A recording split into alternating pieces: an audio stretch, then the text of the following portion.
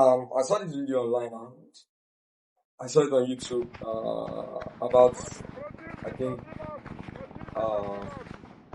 what do I call them? A private military contractor unit or company, something of that nature, the African Corps or a department of the Russian Ministry of Defense in Mali, where they came in contact with an athlete of Al Qaeda, that is JNIM fighters. And in the video itself is not the problem, but basically what people were actually saying in the comment section, they kind of like using them as from a professional standpoint, which is from the nature of the job I do. So I saw a lot of comments that basically it just sound, I don't know if I would say those who were commenting are people that are used to shooting or fighting on the platform or video game or something of that nature. But basically what I want to do in the video is basically see if I can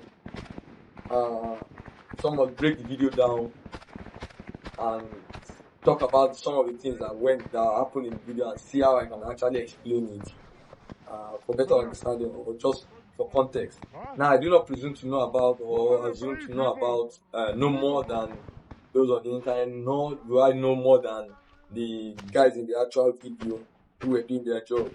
But regardless, I'll just try to give my own professional input and talk about it in, let's say, in a manner that assists a lot of guys to have a better picture and better understanding of what the video is all about or what the actions that took place in the video.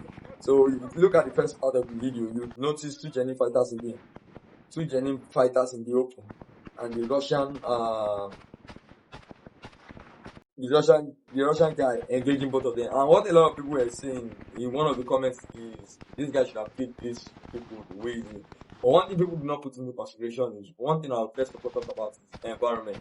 What do I mean by environment? You are currently in contact and bullets is basically moving past you. You might not basically hear it in the video, but in a situation whereby people you are shooting at are shooting back at you, you will not comfortably come out and take shots as comfortable as you do it on a flat range. In a flat range, 100 meters, 200 meters, you basically engage target at deliberate practice at your own time.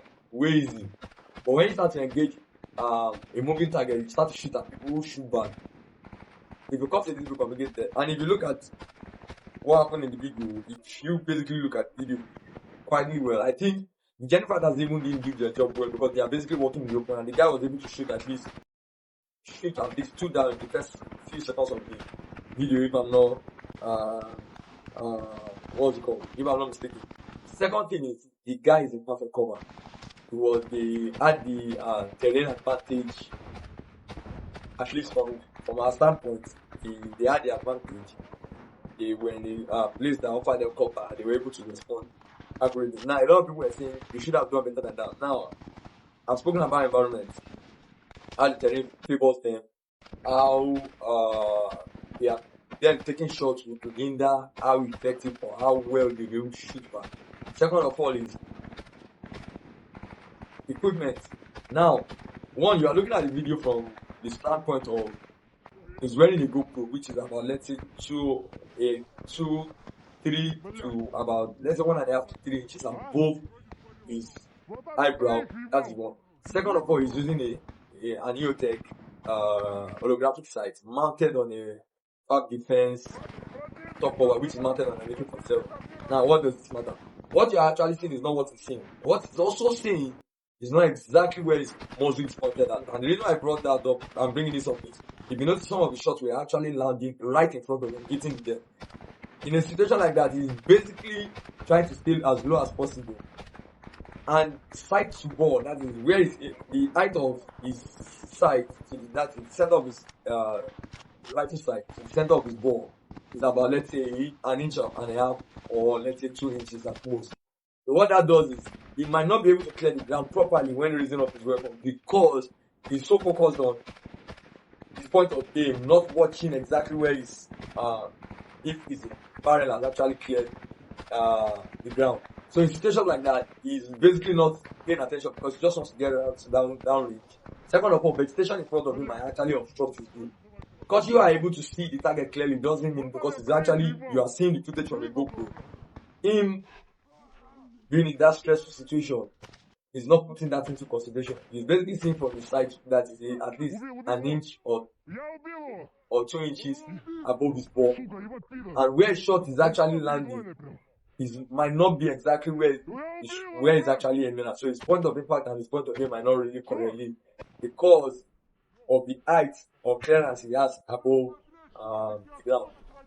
Second of all, the next thing, bullet performance. I think he's using an AK-74, and I think the is almost similar to the 5.56. I'm not an expert on that topic on how the two rounds behave. But one thing is, people can get shot can actually take multiple shots before they actually go down. Eventually they will die from bullets, gunshot wound.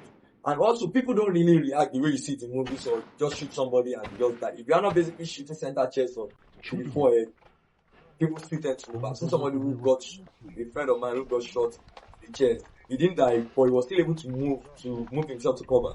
So unlike the way you see it in movies, somebody gets shot once in the chest, they die straight. Doesn't really happen that way. Adrenaline pushes people to keep moving a few 1 meters and 10%. Now, could the guy have done something better? Far better than that. Yes, chief says I really cannot talk about their level of training, but with what I saw in the video, they did to the best of their own knowledge and best of their own capacity to do well. So, do I have anything I could have said or say? I really don't know. Maybe in the comment section you can actually drop something and talk about what they could have done better. But from my standpoint, we have to give kudos to those guys. At least they did their job and were able to push back the enemy. Now, training-wise, you can actually do better because you never stop training. You keep training to get better and to be more shakan. Other people actually do better than this. Well, it depends on the unit and how skilled they are. But for these guys, I think they've done well. If there's anything I actually miss, please drop in the comment section. So if I'm to react to it, I'll know basically just let it. Anyways, Patrick, man, I've been away for a very long time due to work constraints. But let's say I'm back for a while. I don't know if I'm going to be out again. So please like, share, and comment. Just to let YouTube know that I'm actually back on the channel. Thank you very much.